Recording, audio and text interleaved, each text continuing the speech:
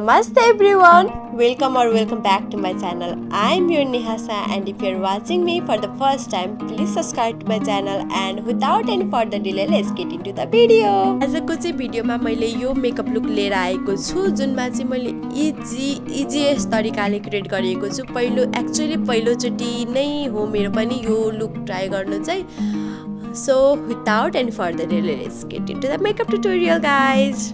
First things सबभन्दा सुरुमा चाहिँ मैले जहिले बनाउने भनेको आइब्रो हो र मैले यसमा पनि आइब्रो बनाएँ। एउटा एङ्गल ब्रसले ब्राउन र ब्ल्याक कलरको आई स्याडो लिएर आफ्नो आइब्रोमा लगाएँ। त्यसपछि चाहिँ स्पुलीले मैले कम गरेँ र एक्स्ट्रा पार्टहरू निकाल्दिएँ, अर्कोमा पनि लगाएँ र अब चाहिँ आउँछ हाम्रो डिफिनेसनको। अनि मैले चाहिँ आफ्नो आइब्रोलाई डिफाइन गर्न चाहिँ मैले एलेगलको प्रो कन्सिलर लिएँ, आफ्नो सेडभन्दा एक सेड लाइट। अनि त्यसपछि मैले आफ्नो आइब्रोलाई सेप दिएँ अनि अर्कोमा पनि दिएँ। अनि मैले त्यही एलेगलको प्रो कन्सिलरले चाहिँ आफ्नो बेस पनि बनाएँ, रेडी गरेँ। अनि त्यसलाई मैले एउटा वेट ब्युटी ब्लेन्डरले चाहिँ मजाले ब्लेन्ड गरेँ।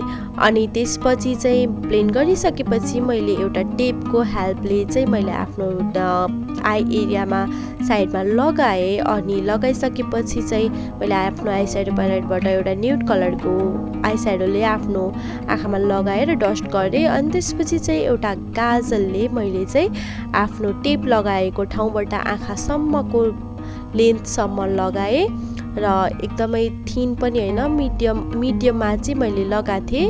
एकदमै मजाले लगाएर ब्राउन कलरको चाहिँ आई स्याडोले चाहिँ मैले आफ्नो ब्ल्याक कलरको काजल ब्लेन्ड गरेँ र मजाले सबै त्यो लाइनहरू ब्लेन्ड गरिसकेपछि एउटा सटल लुक आउँछ। र त्यही मैले ब्राउन कलरकै ब्लेन्डिङ ब्रस र आई स्याडोले मैले चाहिँ एउटा क्रिज लाइनमा पनि गरेँ र त्यसपछि चाहिँ आफ्नो इनर कर्नरहरूतिर सिमरी आई स्याडो लगाएर मैले आफ्नो टेप निकालिसकेपछि चाहिँ मेरो लुक चाहिँ यस्तो आएको थियो।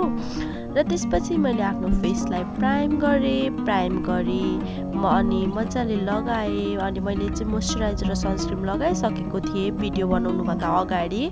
अनि त्यसपछि चाहिँ मैले एलेगलको प्रो कन्सिलरले आफ्नो डार्क सर्कललाई पनि कभर गरेँ। अनि आफ्नो हाइलाइटिङ पोइन्टहरूमा पनि पुरैमा लगाएँ। आई डोन्ट नो मैले किन चाहिँ यति बेला मैले चाहिँ कन्सिलर युज गरेँ सुरुमा, बट मैले चाहिँ फाउन्डेसन नै सुरुमा युज गर्छु अनि त्यसपछि कन्सिलर युज गर्छु।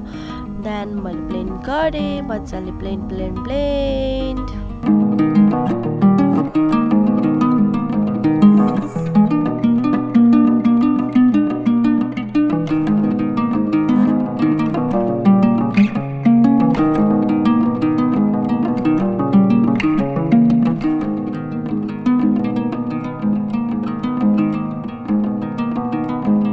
त्यसपछि चाहिँ मैले वेट एन्ड वाइल्डको आफ्नै सेडको चाहिँ फाउन्डेसन आफ्नो लगाएँ सबैतिर अनि मजाले ब्लेन्ड गरेँ। जति तपाईँले ब्लेन्ड गर्नुहुन्छ त्यो फाउन्डेसनको लुक चाहिँ अझै त्यति नै राम्ररी आउँछ। अनि त्यसपछि ब्लेन्ड गरिसकेपछि मैले आफ्नो गोलो फेसलाई चाहिँ स्ट्रक्चरमा ल्याउन चाहिँ आफ्नो कन्टुरिङ गर्दैछु। कन्टुरिङको लागि मैले फेरि एलेगलको प्रो कन्सिलर डार्क सेडमा लिएको छु अनि ब्युटिफुल ब्राउन छ यो सेडको नाम। अनि त्यसपछि मजाले नाकमा आफ्नो चिक एरियाहरू साइडको अनि सबै ठाउँमा लगाइसकेपछि ब्लेन्ड गरेँ, स्ट्रक्चरल फर्म ल्याएँ।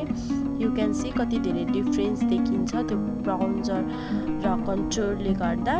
र मैले सबै गरिसकेपछि एलेगलको प्रो लुज पाउडरले चाहिँ मैले आफ्नो आई एरिया बेक गरेँ। अनि त्यसपछि आफ्नो कन्टुरिङभन्दा तलपट्टि मैले पाउडर लगाएँ, सेट गरेँ। त्यसपछि आफ्नो चिक एरियाहरूतिर पुरै मजाले ब्लस लगाएँ, आमा ब्लस गर्ल। अनि त्यसपछि चाहिँ मैले आफ्नो ब्ल्याक कलरको आई स्याडोले लोवर ल्यासेसमा मजाले ब्लेन्ड गरेँ र लगाइसकेर मैले मस्कारा पनि लगाएको थिएँ। त्यसपछि चाहिँ मैले यो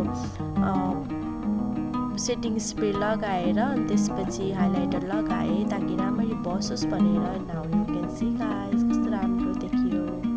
त्यसपछि चाहिँ मैले वेट एन्ड वाइल्डको गिभ मी मोक्का भन्ने सेडको लिपस्टिक लगाएँ र एकदमै मजाले लगिसकेपछि guys I was so surprise and thank you so much for watching अहिलेसम्म thank you guys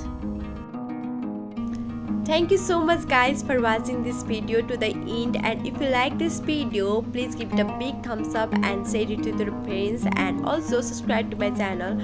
Thank you so much. Meet you guys next time. Bye bye guys.